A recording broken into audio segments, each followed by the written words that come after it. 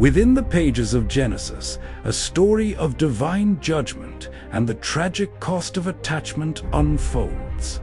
We are transported to the wicked city of Sodom, a place ripe with sin, now shadowed by an impending and fiery doom. Beneath a dark, foreboding sky, the city is destined for destruction, a testament to the consequences of straying from the path of righteousness. It is in this setting of chaos and imminent ruin the tale of obedience and disobedience is etched into history. As divine judgment loomed, two angels appeared before Lot and his family. Their mission was one of salvation, but it came with a dire and unequivocal command. With grave expressions, they urged Lot, his wife, and their two daughters to escape the city's fate. "Flee for your lives," they commanded, their voices echoing with celestial authority. "Do not look back, and do not stop anywhere in the plain. Flee to the mountains, or you will be swept away." The warning was clear. Survival depended on complete and unwavering obedience. A forward flight without a single backward glance.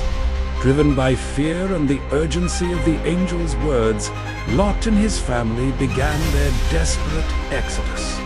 They ran from the crumbling, burning city, the sounds of destruction thundering behind them. The air was thick with smoke and despair as they pushed onward, their faces etched with the terror of the cataclysm they were leaving behind.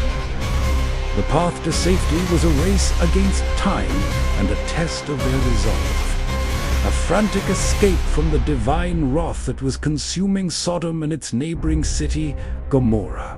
Yet, as they fled, one heart was filled with hesitation.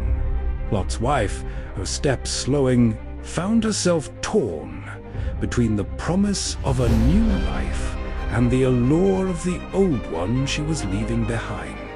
The memories, the possessions, the life she had known in Sodom pulled at her spirit. Despite the explicit warning from the angels, a powerful and regretful longing overwhelmed her. In a fateful moment of indecision, she defied the command and cast a lingering look back at the inferno. The consequence of her disobedience was instantaneous and horrifying. As her eyes fell upon the smoldering ruins of her past, a chilling transformation began. Her body stiffened, the warmth of life draining away as she slowly crystallized into a pillar of salt. Her form was frozen in that final, fatal act of looking back, a stark and silent monument to the price of a divided heart.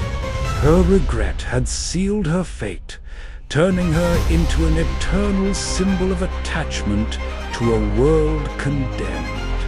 Lot and his two daughters, continuing their frantic escape, eventually looked back, not in longing, but in horror.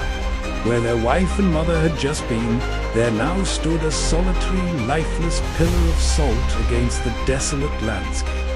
In that moment, they fully grasped the severe and irreversible consequence of disobedience.